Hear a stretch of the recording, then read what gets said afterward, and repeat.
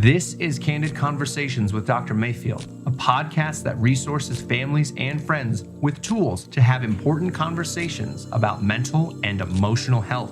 This show is sponsored by Mayfield Counseling Centers, helping you find clarity, hope, and purpose.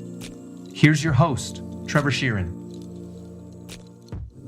Thank you for joining us on Candid Conversations. We are so glad to be here. I'm Trevor Sheeran, joined as always by Dr. Mayfield. Hey. And today we're talking about a conversation that, honestly, I'm not entirely sure where it's going to go. But we're going to talk about nostalgia, primarily what it is, and then whether or not it's a good or bad thing. Which always good. Always good? I think so. Always. It's never been bad. No, it's ever. Period. We'll go there. You heard it here. So, Dr. Mayfield, what is nostalgia? What does this phrase mean? I think a lot of times it's looking back on past events is better than they actually were. I think, or remembering things. I think this is just how our brain assimilates things in a lot of ways. I don't know if cope is the right word, but I think it's our way of looking fondly on the past versus and editing out some of the things that have bad. I think another way to look at it too, I always tell my clients this idea of state emotions, STATE, just our body's way of remembering, and our brain is always taking in information, even when we're not paying attention. Sounds, smells, taste, touch, that kind of stuff. And I use this example all the time that one of my most nostalgic smells is honeysuckle. If I go into a candle store or I walk down the street, we don't have it here in Colorado as much, but the honeysuckle plant was everywhere in my grandmother's yard in California. Yeah. And, had a lot of good memories of playing in that backyard and swimming in the pool and all that kind of stuff. And so when I smell it, I get taken back to that feeling, that euphoria, that memory. And I can put myself, even if I think about it right now, back in her backyard. But that was a 5.5, 6, 7, 8 year old perspective. Yeah.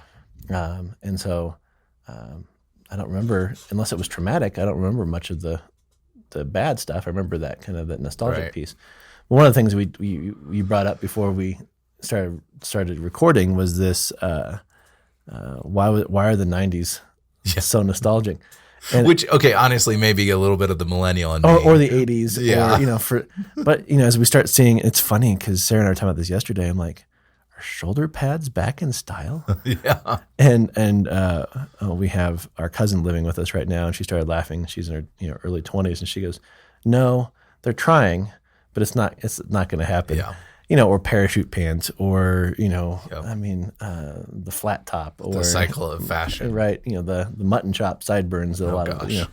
It's.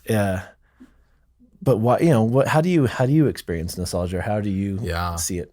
Well, you touched on something that I think is really important. That sense of smell has a strong connection to our memory.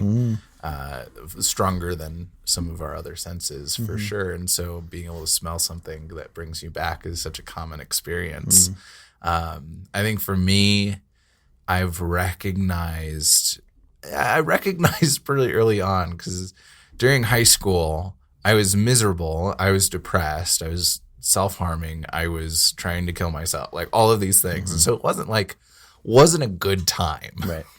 And there shouldn't be anything that I look back on it and I'm like, oh, that was so I liked that time.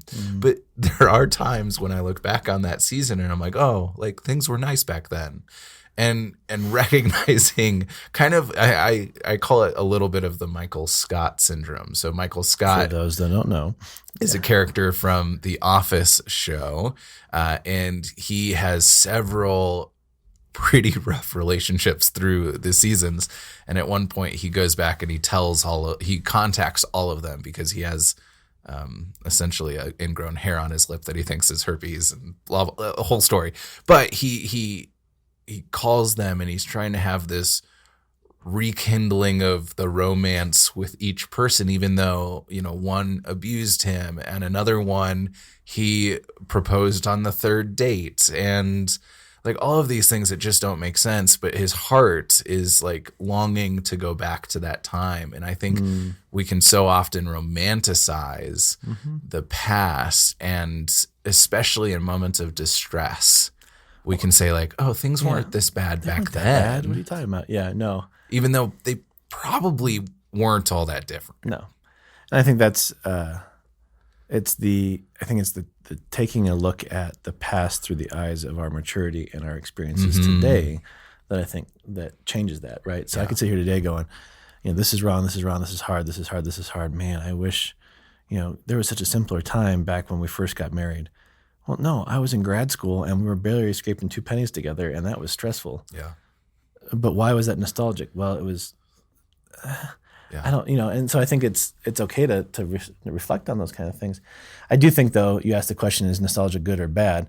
I think it's good in a lot of ways because it's a chance for us to reflect on our past and our fond memories, maybe to reintegrate some of the things that we did back then into now. Yeah. Please no shoulder pads or parachute pants or, those kind of things.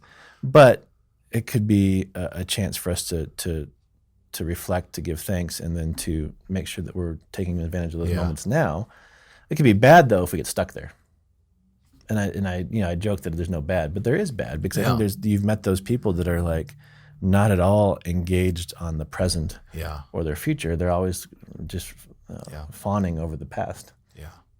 And I think, I enjoy the world of nerdiness, and there's a lot of nostalgia pieces in the nerdiness. And I've seen some individuals who are so invested in collecting comic books from, decades ago and memorabilia. And I've seen two sides of this. The side that incorporates it into their daily life, where they get to interact with people in stores about, hey, did you ever read this one? It was so good. It really reminds me of what they're trying to do now, and really taking it and engaging it into the here and now. The other side is an isolated version of that, where I don't want to interact with the now because the now isn't comfortable. And I think I'm recognizing, just even as we're talking, how much of nostalgia can kind of be a distress tolerance tool, where things feel really hard right now. So I'm going to jump back in time to where I've kind of lost the memories of what wasn't so good. Right. I think that we do that. I think that as a culture, we're slowly seeing that too. Because it seems, and some of this is me as a 26-year-old, I've only had that much life experience, and less so that I can actually draw from. But it seems as though nostalgia has grown in intensity over the past decade or so. And I would say probably 3 decades. 3 decades. So probably last 30 years. And I think for me at least, and probably some other people from my generation, some of that has to do with how the world has changed since the millennia. And if I remember when I was 6 years old, I was celebrating my birthday on the day of Columbine. And Columbine was horrible and shocking to the culture and devastating. And then 2 years later, 9/11 happens, and the same process of horrifying, unexpected, how could this be part of reality? And as we have gone through the past almost 2 decades, it seems like things like at least Columbine, not so much 9/11, but Columbine are frequent and commonplace and just to be expected. And so I think there may be a part of our society that longs to go back to a time before the things that hurt so bad. Well, and I also think, as you say that, I've been thinking about, the iPhone just celebrated its 12th birthday. Yeah. Right. So social media, internet came out in 90 to the public in 94. To the public, yeah. In 94. And I think a lot of us, at least in my generation, yearn for the simpler times of, the house phone with the cord and the, you had to get up and turn the channels on the TV, and we were more connected with people in our neighborhood and our family than we were online. And I think there's parts of me that yearn for that as well, because that was more at least the appearance of more of a simpler time. Yeah. But then I vividly remember sitting in my living room in California and my mom and dad turning the TV on, and Iraq War happened in '89. I remember the Challenger explosion in So I think every generation's got their moments of Totally. Events that they wish, okay, before that happened, it was so much simpler. Yeah. But I do think you're right that since Columbine, it's been every year something has happened, right? Yeah, and if we look at nostalgia from this perspective of distress tolerance, it makes sense that we would want Pokemon back, or that we would want 90s shows you have back, it back. or we do. I know. We Yeah, do. yeah, okay. We've gotten real good. Yeah. As the kids who grew up on that have been able to create games. Right. We've figured it out. But it makes a lot more sense from that perspective, and I think the beauty of it, like, we talk about that bad of being stuck in it or so focused on it, or anytime we use a distress tolerance skill to just escape and not engage and grow through and work through, it can be more harmful than it is beneficial. The beneficial part is, I'm actually going to go with the Pokemon idea of years ago, we had Pokemon Go come out, which was where you had your phone and it was connected to the GPS and you walked around and you tried to collect Pokemon. And for at least a full month, you would find people walking around with their phones and like looking up and taking pictures. And then you'd be Creating like, traffic jams. Pokemon Go? What color? And like, so there was this strange connection that happened at the same time. And I think that was really beautiful because it drew us together and it made us remember together some of the things that we loved about that series and that time of life. And we're able to pull it into our current lives and say like, hey, you want to like go to this place? I heard that they have this thing. Let's go together. Yeah. And for those of us that are older, geocaching. Totally. Right. Is that where no phone, you have your phone out because you're looking at coordinates and all that kind of stuff. My father and mother-in-law they have a geocaching bag and we go, and it's fun. It is fun. But I think it's some of that nostalgic piece too of tromping through the woods and finding things and, all that kind of stuff.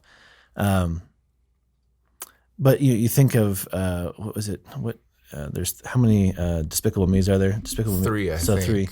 So the second one with the little bratty kid is that the second one?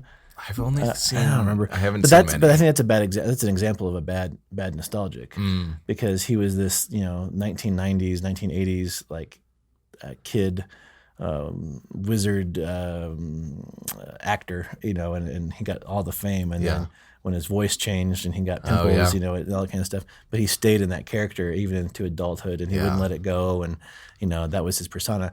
I think all of us have friends from high school that are like, you haven't really grown up, and I know I'm coming up, dun dun dun, on my 20-year reunion, and it'd be interesting to go back and see who's changed, who's not, who's held on to the 90s, and who's moved on, and you're not as far removed from high school, but I still think the same thing, right? Totally. Who has stayed in that. And I think a lot of what we find too is, and I'm not dissing this because I think there's a real outlet for people, but video games, like how much, I know people that are, video games 6-7 hours a night after they get home from work. And I'm like, okay, that could be nostalgic. Totally. So my question for you is what is nostalgia providing us? So if we are nostalgic, if we are stuck in nostalgia, if it's not something, what is that? What need is being met? And I ask that question so it gives me a chance to think about it myself because I think it's multifaceted. I think so too. Obviously, like I mentioned before, that distress tolerance, being able to escape to a different time. I think that also one thing that I've realized in my life of there will be times when like I wish I could go back and do high school over as me now. Oh, 100%. Because I would be so great at Look things. At my hair. Like my hair is cool now, and Right. I wasn't. And I look like or no. And I think some of that, what I'm realizing is that more than likely, Trevor 10 years from now will be able to say the same thing about Trevor now. And that it's just a matter of competency and confidence. And I've been there. I remember that. I grew through it. I learned things afterwards. And feeling like now, because I've learned things, I could go back and do that better. And there's a sense of like, almost this like I would be a super person if I could go back in time and do that over. And so it, in a strange way, for me at least, can boost my confidence of, you know, if I look back on some of the YouTube videos back in 2000s, like the quality of content was sometimes there. No, it wasn't. And chocolate rain. And then there, you know, some of the production value and being able to think like, if I compare myself to that, like, yeah, I'm doing a really great job, but that's an unfair comparison in a way that kind of boosts my ego, but isn't realistic. So you want to be Marty McFly? Yeah, And go Back to the Future. Yeah, then I'd invest in Apple and Amazon and Google, Starbucks, and you know, just you know, it's all about money, man. What's funny, I mentioned Marty McFly to somebody the other day, and they were probably in their early 20s, and they looked at me like, I'm like, come on, seriously? You have Join me in the nostalgia. You have no idea who Back to the Future is and all that kind of stuff. And it was, I mean, it's hilarious. Or, you know, when I'm in class teaching, and it's funny because, you know, students are getting younger and younger, and I'm getting older and older. But how time works that way. It's interesting how, and I'll just go Bueller, and nobody knows what I'm talking about. I'm like, guys, we're gonna just take class time and watch movies because you need to help me out here. But that's those comments that I make like that and things that, you know, that's nostalgia. Yeah. Right. And connecting. You're trying to find a way to connect with another person. Whenever I bring up The Office or Lord of the Rings or anything in that realm, there's an immediate connection that's made because they know, and we have things to talk about, and we can engage in that way. So, you know, I'd like our listeners to email us. What are you nostalgic about? It'd be fun to do a survey on that. We'll post it on our Facebook and, you know, YouTube. But it'd be interesting to get some comments back on what is your nostalgic piece. Yep. And I'll say it before anybody has the chance to say it. Like, saying I'm nostalgic for a time before Candid Conversations is not the right answer. That's not okay. That's hurtful. That's really hurtful. My sarcastic, cynical brain just went right there. Yep, no, that's good. And I think we can do that too. Right, there's the side of nostalgia too that isn't that romantic, beautiful, like, oh, I wish it was back then. But also it can be a negative, like, I wish this didn't exist, like before taxes. I don't think there was no. There wasn't. Before death. Right. Same thing. Yeah, it all existed. So before we totally blow this episode up, email us, Candid@Mayfield Counseling, or post on Facebook or social or on YouTube, and let us know what you're nostalgic for. Yeah, and we'd love to read that. So thanks for joining us today. Thank you for joining Candid Conversations. If you would like more information, you can email candid@mayfieldcounseling.com or call 719-452-4803.